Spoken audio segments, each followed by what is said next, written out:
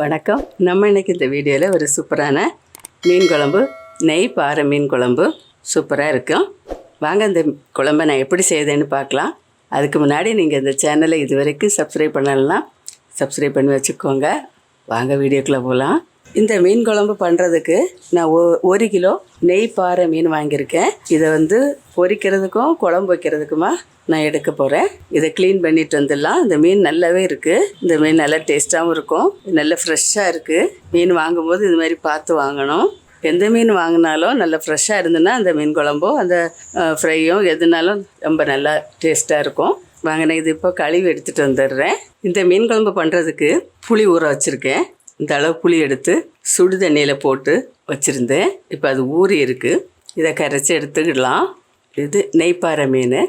இது ஃப்ரை பண்ண 1 கிலோ வாங்கிட்டு ஃப்ரை பண்ண எடுத்துகிட்டு குழம்புக்கு எடுத்து வச்சுருக்கேன். இது 1/2 கிலோ இருக்கும். இது நல்லா உப்பு போட்டு கழுவி வச்சுருக்கேன். இப்போ புளி கரைசல் கரைச்சி எடுத்து வச்சுருக்கேன். இதில் 2 தக்காளி பழம் பெருசாக அதை இதில் போட்டிருக்கேன் கட் பண்ணி. இது கொஞ்சம் நல்லா பிசைஞ்சு விட்டுக்கலாம். இதில் இப்போ இந்த அளவு பிசைஞ்சு வச்சுருக்கேன். இதில் பச்சை மிளகாய் சேர்த்துக்கலாம், கட் பண்ணியிருக்கு. 6 பச்சை மிளகாய். இதில் 2 ஸ்பூன் உப்பு சேர்க்குறேன். டேபிள் ஸ்பூன் 1/2 ஸ்பூன் மஞ்சத்தூள், 2 ஸ்பூன் மிளகாத்தூள் சேர்க்கலாம், 2 ஸ்பூன் மல்லித்தூள் சேர்க்கலாம், 1 டீஸ்பூன் காஷ்மீரி சில்லி பொடி சேர்த்துக்கலாம். இது ரொம்ப காரம் இருக்காது, கலருக்காக தான். இப்போ எல்லாம் சேர்த்து நல்லா மிக்ஸ் பண்ணிடலாம். இதில் கல் உப்பெல்லாம் சேர்த்தோம், கரைச்சிடலாம். இந்த மீனில் சேர்த்து விட்டுடலாம்.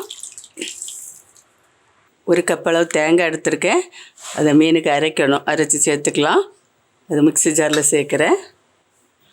1 முழு பூண்டு அதை அப்படி பிரித்து வச்சுருக்கேன். இது தோலோடையே சேர்த்துக்கலாம். சின்ன வெங்காயம் 1 கைப்பிடி அளவு எடுத்திருக்கேன். அதே நம்ம இதில் சேர்த்துக்கலாம்.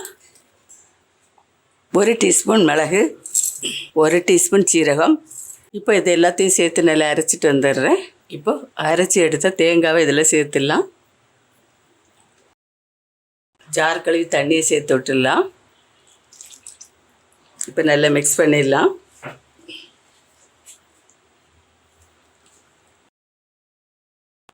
இப்போவே குழம்புக்கு தேவையான தண்ணியும் சேர்த்து விட்டுடணும். இன்னும் 1 கப்பு போல் தண்ணி சேர்த்து விட்டுடலாம்.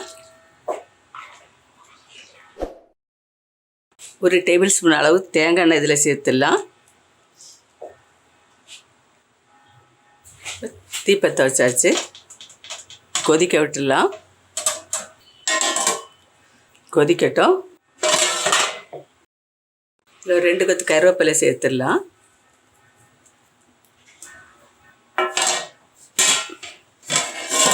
இப்போ கொதிக்கிறதுக்கு ஸ்டார்ட் ஆகிருக்கு. கொஞ்சம் ஒரு சைடாக திறந்து வச்சிடலாம். மொத்தமாக மூடி வச்சா பொங்கி வெளியே வந்துடும். இன்னும் 1 நிமிஷம் இருக்கட்டும், நல்லா கொதிக்கட்டும். இப்போ நல்லா கொதிச்சிட்ருக்கு. தீயை கொஞ்சம் குறைச்சி வச்சிடலாம்.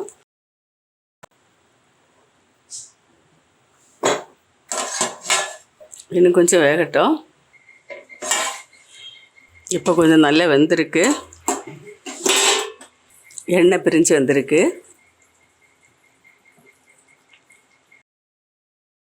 இப்போ குழம்பு நல்லா திக்காயிடுச்சு, மீனெல்லாம் பொடிஞ்சு போகாது. இது இனி தாளித்து ஊற்றலாம். தேங்காய் எண்ணெய் சேர்க்குறேன் தாளிக்கிறதுக்கு. கடுகு சேர்க்குறேன் 1 ஸ்பூனு,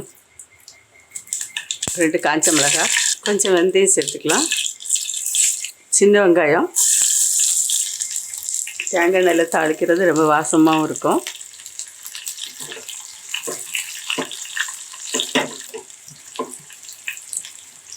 இதை குழம்புல சேர்த்துடலாம்.